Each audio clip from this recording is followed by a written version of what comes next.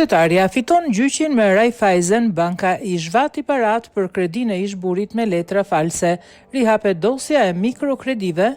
Qytetarja shqiptare FV. Identiteti publikohet vetëm iniciale në respekt të dhënave personale, fitoi në mënyrë spektakolare gjyqin me Raiffeisen Bank Albania pas një kalvari të gjatë në të gjitha shkallët e gjyqësorit shqiptar.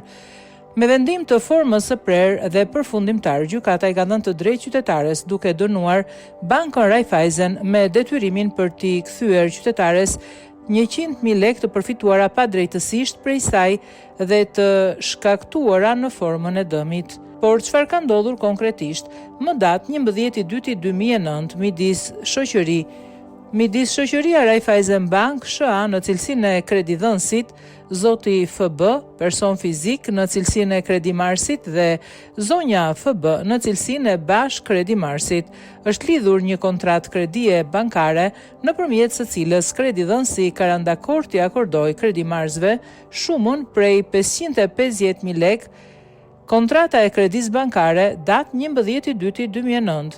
Shkeljet nisën nga ky moment, pasi qytetarja që paditi bankën është pranuar si bashkëkredimarrëse në një kredi të kërkuar nga ish bashkëshorti i saj, edhe pse ishte divorcuar me të me vendim gjykate, konkretisht me vendim numër 871, datë 7/4/2008, një vit para kredis. Gjykata e Rrethit Gjyqësor Vlorë ka vendosur të zgjidhë martesën e tyre, vendim i cili ka marrë formë të prerë.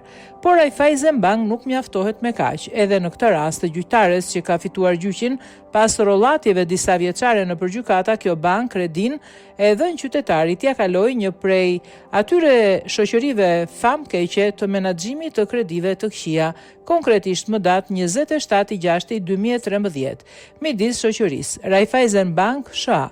në cilësinë e kaluesit të kredis dhe shoqërisë Transit SPK, në cilësinë e pranuesit të kredis është lidhur kontrata për kalimin e kredis të sipërpërmendur, kontrata e kalimit të kredis numër 12343.